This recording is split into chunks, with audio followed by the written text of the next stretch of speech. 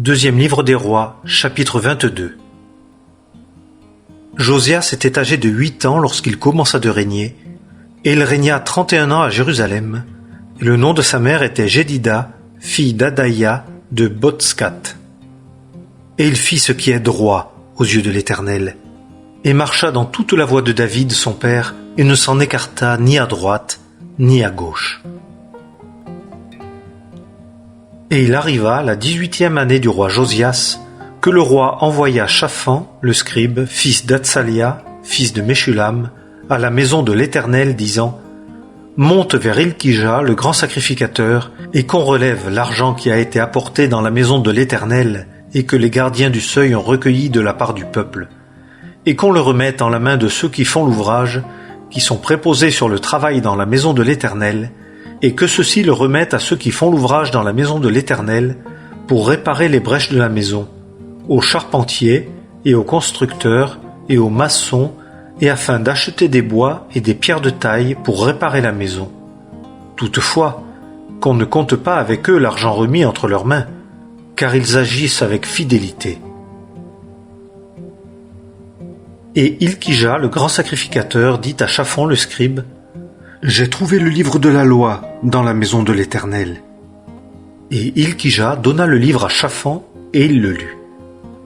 Et Shaphan le scribe vint vers le roi, et rendit compte au roi et dit, « Tes serviteurs ont versé l'argent qui s'est trouvé dans la maison, et l'ont remis entre les mains de ceux qui font l'ouvrage, qui sont préposés sur le travail dans la maison de l'Éternel. » Et Shaphan le scribe raconta au roi, disant, « Ilkija le sacrificateur m'a donné un livre. » Et Shaphan le lut devant le roi. Et il arriva que, quand le roi entendit les paroles du livre de la loi, il déchira ses vêtements.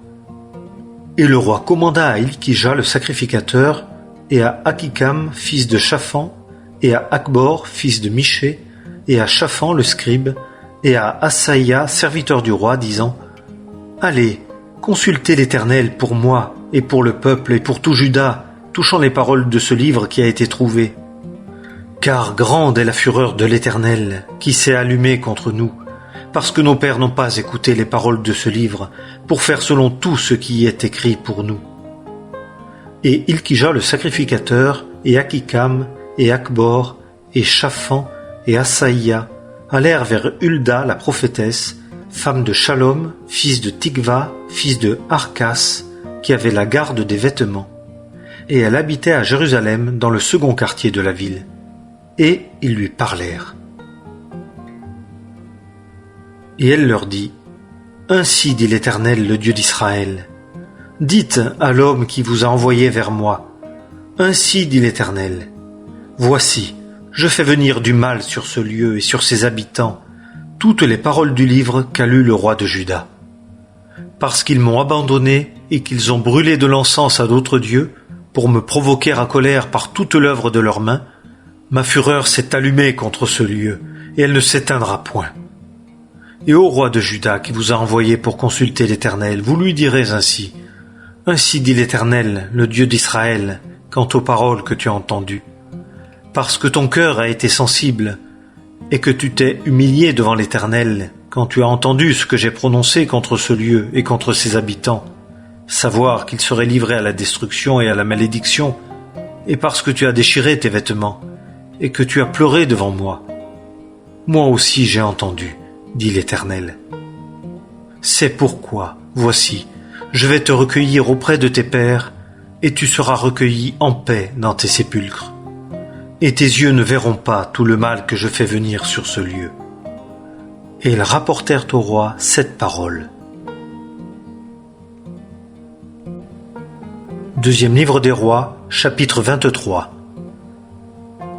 Et le roi envoya, et on assembla vers lui tous les anciens de Juda et de Jérusalem. Et le roi monta à la maison de l'Éternel, et avec lui tous les hommes de Juda, et tous les habitants de Jérusalem, et les sacrificateurs et les prophètes, et tout le peuple, depuis le petit jusqu'au grand, et on lut, eux l'entendant, toutes les paroles du livre de l'Alliance qui avait été trouvé dans la maison de l'Éternel. Et le roi se tint debout sur l'estrade et fit cette alliance devant l'Éternel, de marcher après l'Éternel et de garder ses commandements et ses témoignages et ses statuts de tout son cœur et de toute son âme pour accomplir les paroles de cette alliance écrites dans ce livre. Et tout le peuple entra dans l'alliance. Et le roi commanda à Hilkija le grand sacrificateur et aux sacrificateurs de la seconde classe et aux gardiens du seuil d'emporter hors du temple de l'Éternel tous les objets qui avaient été faits pour Baal et pour l'Achère et pour toute l'armée des cieux, et il les brûla en dehors de Jérusalem dans les champs du Cédron, et il en porta la poussière à Béthel. Et il supprima les Camarim que les rois de Juda avaient établis pour faire fumer l'encens sur les hauts lieux dans les villes de Juda et dans les environs de Jérusalem, et ceux qui brûlaient de l'encens à Baal, au soleil et à la lune et au zodiaque et à toute l'armée des cieux.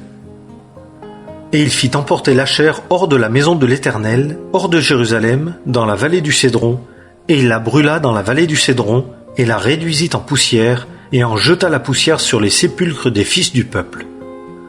Et il démolit les maisons des prostituées qui étaient dans la maison de l'Éternel, et où les femmes tissaient des tentes pour l'Achère. Et il fit venir des villes de Juda tous les sacrificateurs, et souilla les hauts lieux où les sacrificateurs faisaient fumer de l'encens, depuis Géba jusqu'à Béer-Shéba.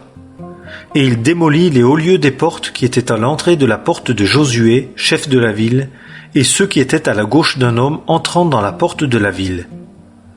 Toutefois, les sacrificateurs des hauts lieux ne montaient pas vers l'autel de l'Éternel à Jérusalem, mais ils mangeaient des pains sans levain au milieu de leurs frères.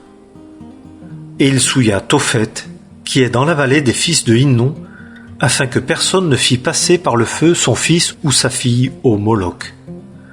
Et il abolit les chevaux que les rois de Juda avaient donnés au soleil à l'entrée de la maison de l'Éternel, vers la chambre de Nétan-Mélec, l'eunuque, qui était dans les dépendances du temple. Et il brûla au feu les chars du soleil. Et le roi démolit les autels qui étaient sur le toit de la chambre haute d'Akaz, que les rois de Juda avaient fait, et les autels que Manassé avait faits dans les deux parvis de la maison de l'Éternel. Et il les brisa, les ôtant de là, et en jeta la poussière dans la vallée du Cédron. Et le roi souilla les hauts lieux qui étaient en face de Jérusalem, à la droite de la montagne de corruption, que Salomon, roi d'Israël, avait bâti pour Ashtoret, l'abomination des Sidoniens, et pour Kémosh, l'abomination de Moab, et pour Milcom, l'abomination des fils d'Ammon. Et il brisa les statues et coupa les achères et remplit d'ossements d'hommes les lieux où ils étaient. Et l'autel qui était à Béthel, le haut lieu qu'avait fait Jéroboam, fils de Nébat, qui fit pécher Israël, cet autel-là aussi et le haut lieu, il les démolit. Et il brûla le haut lieu, le réduisit en poussière et brûla l'Achère. Et Josias se tourna et vit les sépulcres qui étaient là dans la montagne, et il envoya prendre les ossements des sépulcres, et il les brûla sur l'autel, et le souilla, selon la parole de l'Éternel qu'avait proclamé l'homme de Dieu qui proclama ces choses. Et le roi dit, « Quel est ce monument que je vois ?» Et les hommes de la ville lui dirent, « C'est le sépulcre de l'homme de Dieu qui vient de Juda, et qui proclama ces choses que tu as faites sur l'autel de Béthel. » Et il dit, « Laissez-le reposer, que personne ne remue ses os. » Et ils préservèrent ses os, ainsi que les os du prophète qui était venu de Samarie.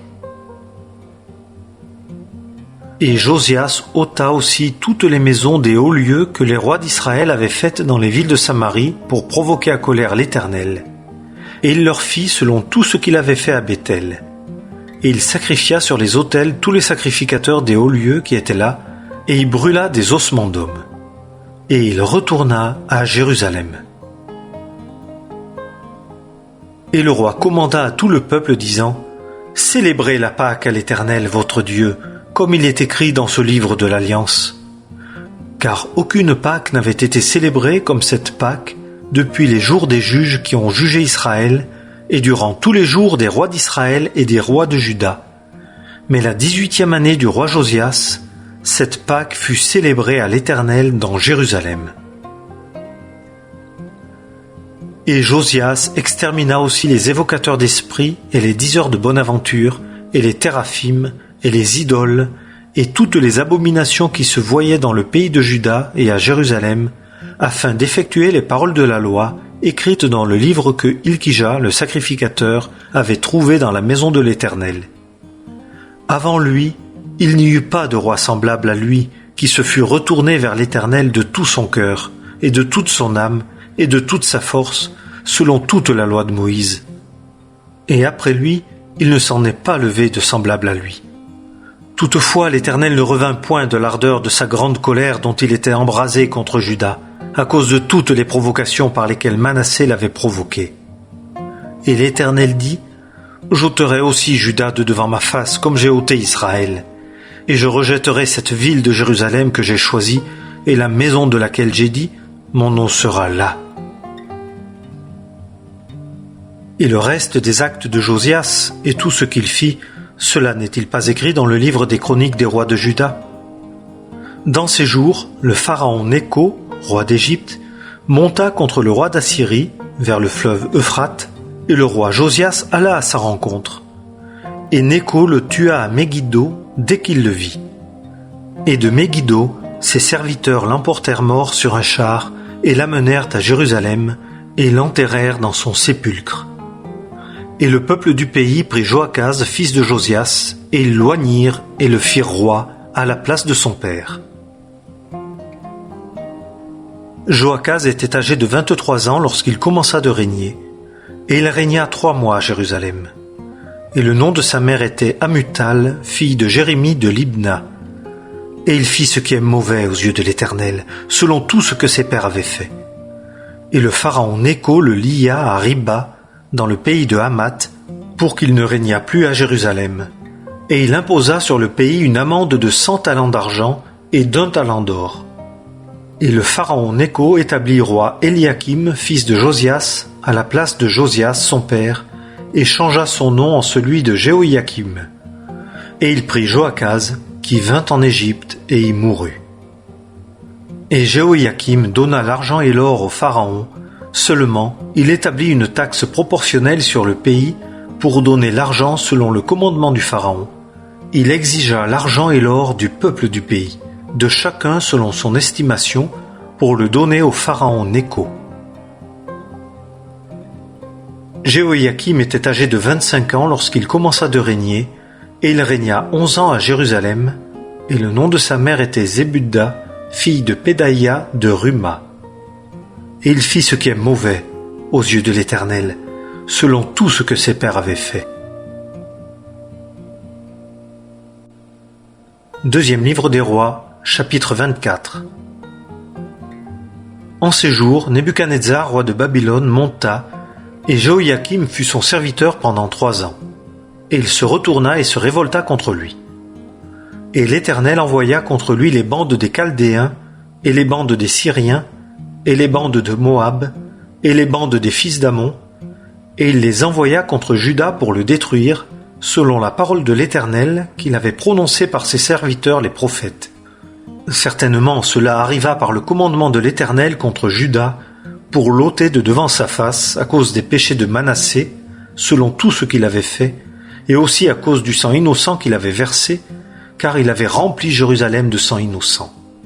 Et l'Éternel ne voulut pas lui pardonner. Et le reste des actes de Jéhoïakim et tout ce qu'il fit, cela n'est-il pas écrit dans le livre des chroniques des rois de Juda? Et Jéhoïakim s'endormit avec ses pères, et Jéhoïakim, son fils, régna à sa place. Et le roi d'Égypte ne sortit plus de nouveau de son pays, car le roi de Babylone avait pris tout ce qui était au roi d'Égypte, depuis le torrent d'Égypte jusqu'au fleuve Euphrate. Jéhoïakim était âgé de 18 ans lorsqu'il commença de régner, et il régna 3 mois à Jérusalem. Et le nom de sa mère était Nehushta, fille d'Elnathan de Jérusalem. Et il fit ce qui est mauvais aux yeux de l'Éternel, selon tout ce que son père avait fait. En ce temps-là, les serviteurs de Nebuchadnezzar, roi de Babylone, montèrent contre Jérusalem, et la ville fut assiégée. Et Nebuchadnezzar, roi de Babylone, vint contre la ville, pendant que ses serviteurs l'assiégeaient.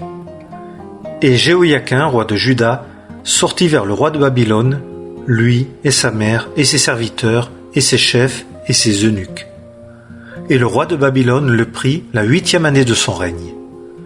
Et il emporta de là tous les trésors de la maison de l'Éternel et les trésors de la maison du roi, et mit en pièces tous les ustensiles d'or que Salomon, roi d'Israël, avait fait dans le temple de l'Éternel, comme l'Éternel l'avait dit.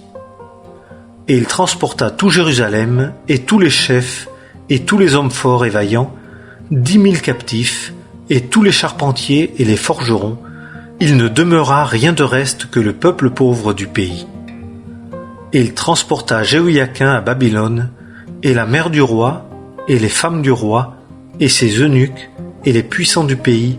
Il les emmena captifs de Jérusalem à Babylone, et tous les hommes vaillants, 7 000, et les charpentiers et les forgerons, 1 000, tous hommes propres à la guerre. Et le roi de Babylone les emmena captifs à Babylone.